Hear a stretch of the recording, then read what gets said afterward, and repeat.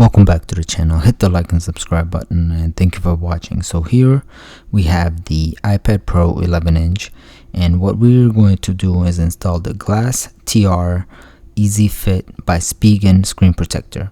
Now some of the screen protectors out there are made differently, so be careful which ones you buy. If you spend $10 on a screen protector, most likely it's not going to last long, especially if they include up to 3 or 4 of them in a box, or even 2.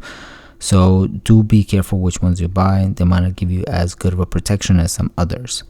The oleophobic coating might wear off easier and so on. But the one thing that I do like about the Spigen screen protectors is the installation process.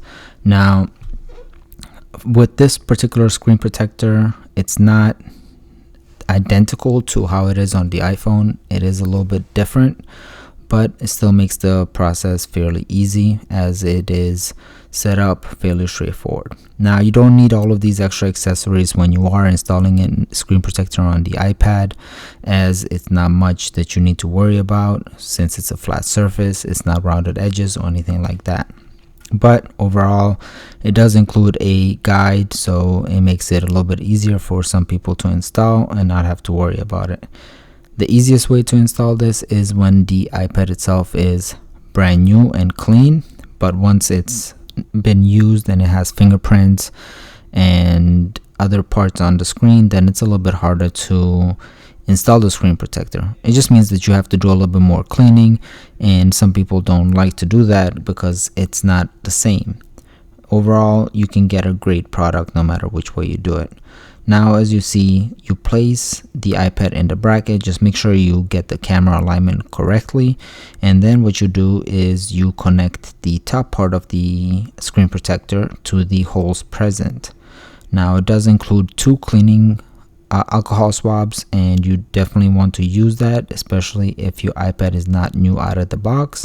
As you can see, this one here is not brand new out of the box, or it has been used before installation. So what we want to do is we want to wipe down the screen as much as possible. If you have extra alcohol swabs around or anything like that, then go ahead and use those wipes just to get the screen as clean as possible. The one thing that I do wish that they would include is a bigger stick pad, so that you can try to remove any of the dust or debris. That's the other thing, is if you're installing one of these screen protectors, you want to make sure that there is no dust around you, because it will attract it to the screen and it will show a bubble here and there.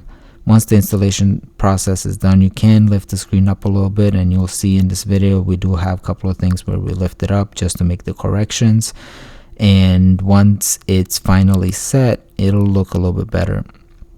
So don't stress out if you see micro bubbles or anything like that.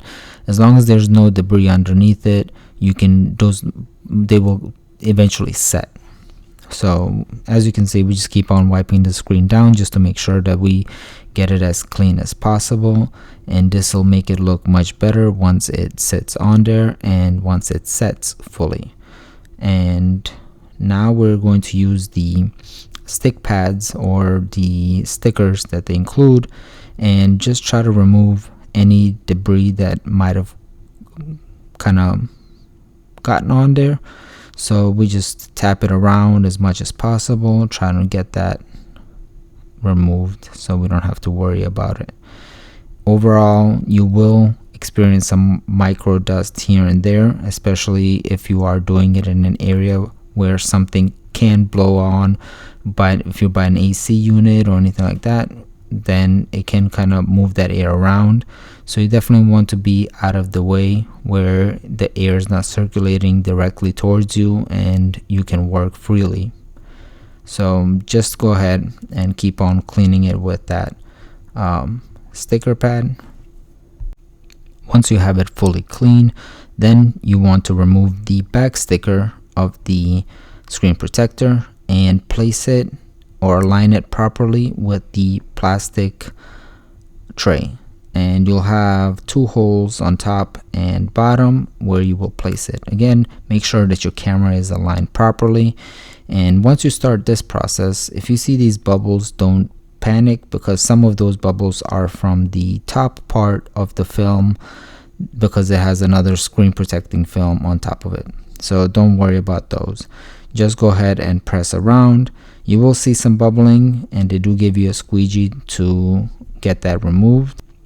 So as you can see, we do have some bubbles, so we want to use the squeegee and try to remove as many bubbles as possible. In this part, you do also want to look for any dust underneath the screen, because it still gives you the option to lift it a little bit and use the other adhesives to try to remove it. You do have to be really careful and know what you're doing, otherwise you can add more dust to it, or you can ruin the adhesive underneath the screen. So just be careful on how you're making those corrections. Once you see that it's much better, the areas that you feel comfortable with, go ahead and squeegee them out. And once you squeegee them, you might notice still some little bits here and there, but once it fully sets, it'll be even better. So as you can see, we're moving the squeegee around, trying to get those air bubbles out. There's a couple of different mechanisms that make it work a little bit better. You can try to do a little bit bigger swooshes like this, trying to move them out of the way. There's also some little ones where you can just keep on pushing it, tapping it, as you can see right there. It's different styles, all of them work. It's just what you overall prefer, and some are much easier to actually get rid of than others. But as you can see, not much of an issue once we get it started. The ones that are centered more, those tend to be a little bit harder, but again, once you do get them out, then the only thing that you have to let it do is sit, so it sets, and then it looks much better. In this installation process, there was one dust piece that did go under the screen, and I'll try to remove it, but it's so far in that I wish they would include bigger adhesive sticks where you can reach, but I just didn't have the best of luck trying to reach it there. So instead of trying and failing big time where it adds more dust to the screen, I just let it be, because it's not that noticeable once it fully sets. But little ones, as you can see right there, those are not a problem. Those you can just remove much easier, because you lift up a little bit and you just use that adhesive to narrow it down where it's at and pull. Just make sure that the adhesive is not dirty, that you are able to reach, so, and that you're not tracking any more dust into that area. Otherwise, it's just going to make it more difficult. And you can lift this up a couple of times before it goes bad. You do only get one screen protector, so do be careful. Once you get too much dust underneath, then it's a goner. I don't think there's any way that you'll be able to wash it or clean it or try to remove that dust. It's going to be not noticeable. So if you find one speck and it's not too bad and you can't reach it, you can't get rid of it, just kind of ignore it and let it set and see how it looks the next day.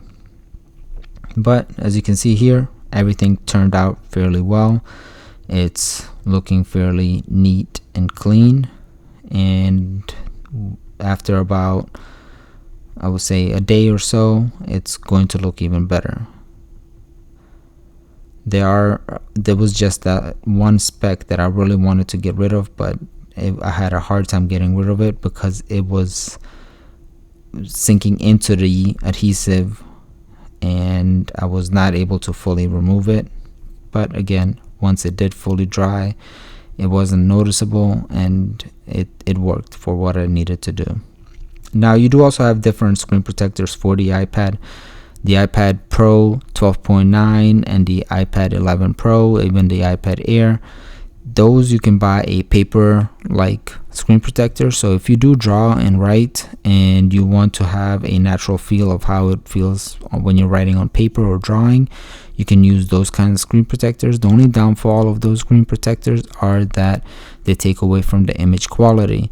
there is a matte finish to them. So matte finish screen protectors will not always look the best when you're using it for viewing content. And what you'll notice is that these glossy screen protectors will definitely look much better, but it is a glossy finish, so the pen will glide over it instead of making it feel like you're writing on a piece of paper. So do be careful about which ones you like and which ones you want to buy. I myself don't mind the glossy finish, and for me the iPad is mainly a content device, so I use it for consuming content, creating content, and sometimes drawing and writing, but the glossy finish does not impact my performance in it, so I stick with that. Overall, I do recommend the Spigen Screen Protector. It's a great screen protector, easy to install, and does a great job. Hope you guys enjoyed. Stay tuned for more. Hit the like and subscribe button, and thank you for watching.